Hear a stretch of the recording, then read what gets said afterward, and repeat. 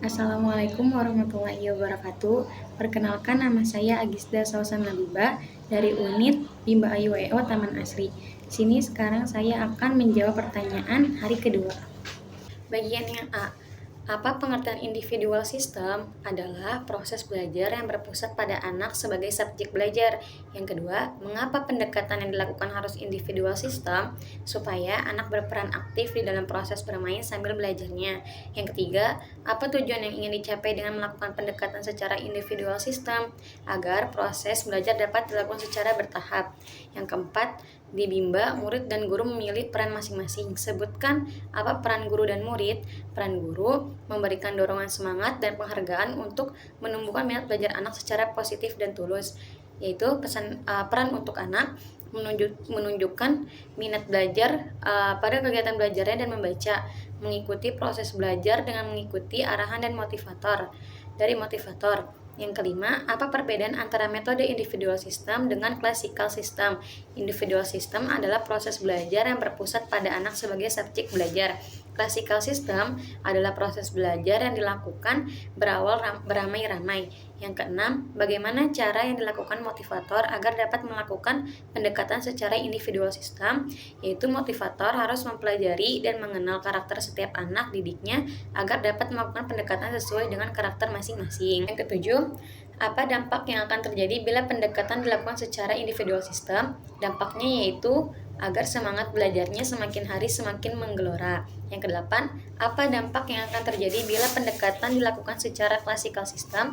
Yaitu anak jadi tidak menikmati bermain sambil belajar sesuai dengan kemampuannya. Itu selanjutnya bagian yang B. Yang pertama, apa pengertian variation skill? Adalah kemampuan yang harus dimiliki setiap motivator dalam memvariasikan antara aspek belajar dengan kegiatan belajar. Yang kedua, mengapa kegiatan belajar harus divariasikan? Karena anak mempunyai rentang konsentrasi yang pendek, mudah teralihkan dan cepat bosan pada satu kegiatan. Yang ketiga, apa tujuan yang ingin dicapai dengan memvariasikan kegiatan belajarnya agar anak tidak merasa bosan pada satu kegiatan.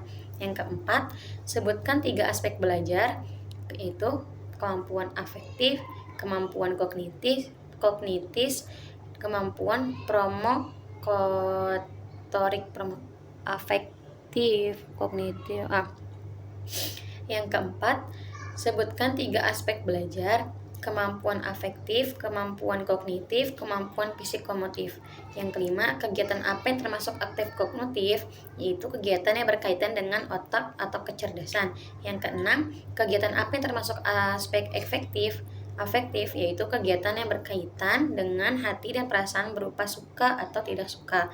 Yang ketujuh, kegiatan apa yang termasuk aspek psikomotif, yaitu kegiatan fisik yang berkaitan dengan penggunaan anggota tubuh. Yang kedelapan, bagaimana cara motivator memvariasikan kegiatan belajar dengan aspek belajar, yaitu dengan memvariasikan aspek efektif, kognitif, dan psikomotorik. Bagian yang C. Yang pertama, apa yang dimaksud dengan the law of effect atau hukum akibat? Yaitu adalah ketika kita melakukan sesuatu kegiatan yang menyenangkan, maka akibatnya akan diulang.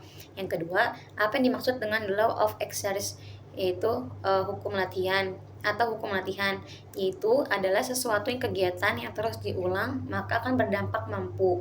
Yang ketiga, apa yang dimaksud dengan the law of readiness atau hukum kesiapan? Yaitu adalah ketika seseorang semakin mampu, maka semakin siap dan terampil, serta prosesnya pun akan semakin menyenangkan. Cukup sekian, kurangnya mohon maaf. Wassalamualaikum warahmatullahi wabarakatuh.